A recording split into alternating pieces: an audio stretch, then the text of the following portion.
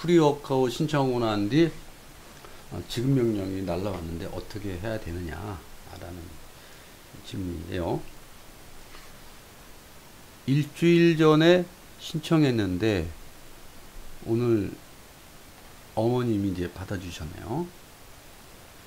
이 신청을 하는 게 맞는 거죠? 라는 질문인데 확인하는 차원 같아요.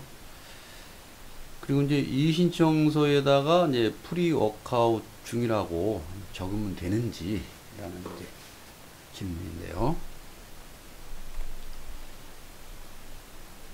이 신청하는 게 맞는 거죠? 당연히 예습니다. 지급 명령이라는 거는 2주 이내에 이의 신청을 하지 않으면 확정이 되는데, 이 확정이 되면 유체동산 압류라든지 통장 압류처럼 이 강제 집행을 할 수 있는 집행 권한이 돼요. 문서가 되기 때문에 그 2주 이내에 이의 신청을 꼭 하셔야 돼요. 그래서 채무자가 2주 이내에 이의 신청을 하게 되면 지급명령은 효력을 상실하죠. 그리고 소송 절차로 전환이 됩니다. 그럼 이의 신청 기간 14일을 많이들 이 혼돈을 하시는 분들이 있어요. 헷갈려 하는데 실수를 많이 해요. 이렇게 해가지고서 초일이죠. 이제 받은 날은 이 신청 기간에 이제 넣지 않는 거죠. 그래서 좀 단순하게 우리가 생각하면 받은 날 더하기 14를 하면 이게 이 신청 기간이에요. 이 신청 기간인데 예를 들어 가지고 5월 10날 받았죠. 5월 10날 받았으면은 10 플러스 14 그러면 5월 24일이 이 신청 기간 말일이 되는 거죠. 마지막 날.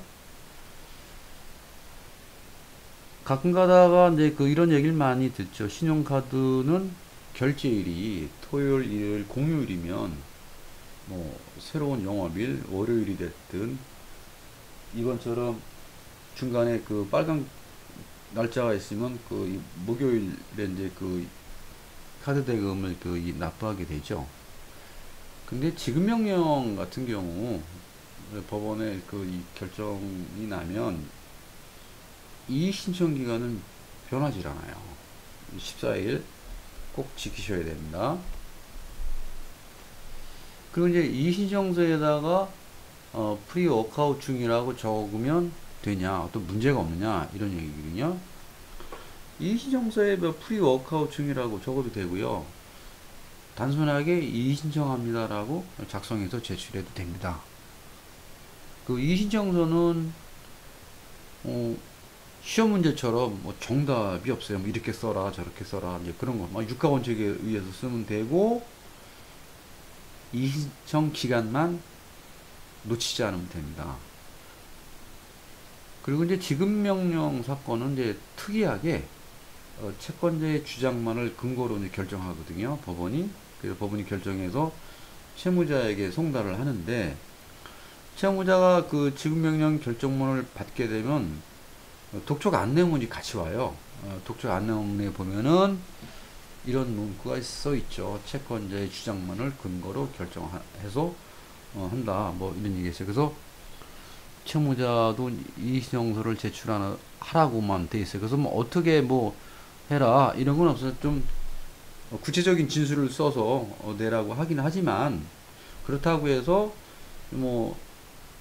앞뒤가 안 맞는다라 가지고 법원이 반송시키거나 반려하거나 그런 일은 없습니다.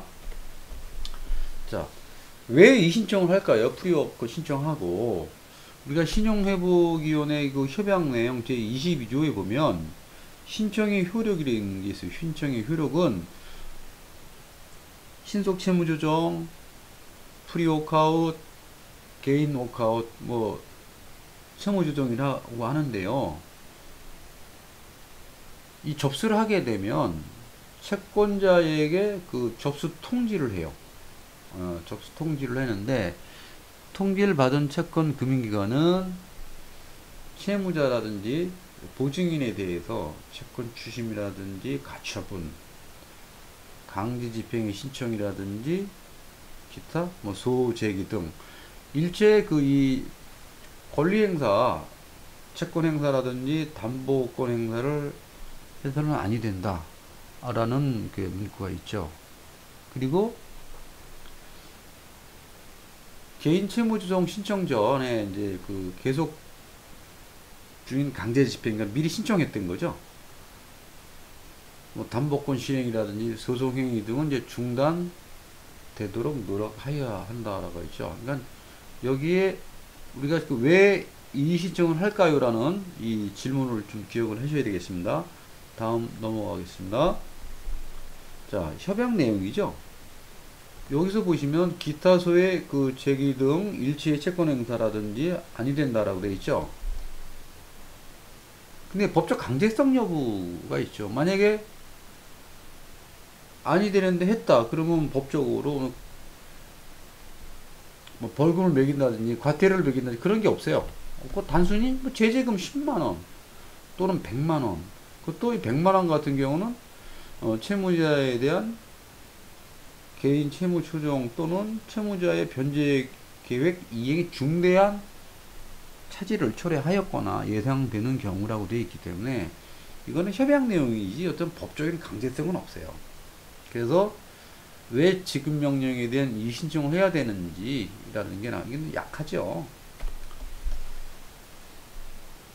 아무도 책임지지 않는 거죠. 즉 프리워크아웃 신청 후 채무자에게 지급명령을 하면 자동으로 뭐 효력이 상실된다 라는 법률 규정이 없어요. 그러니까 아무도 책임지지 않는 거죠. 결론은 이의 신청 꼭 해야 된다는 거죠. 만약에 뭐 신용회복위원회 담당자라든지 어떤 사람이 이야기를 듣고서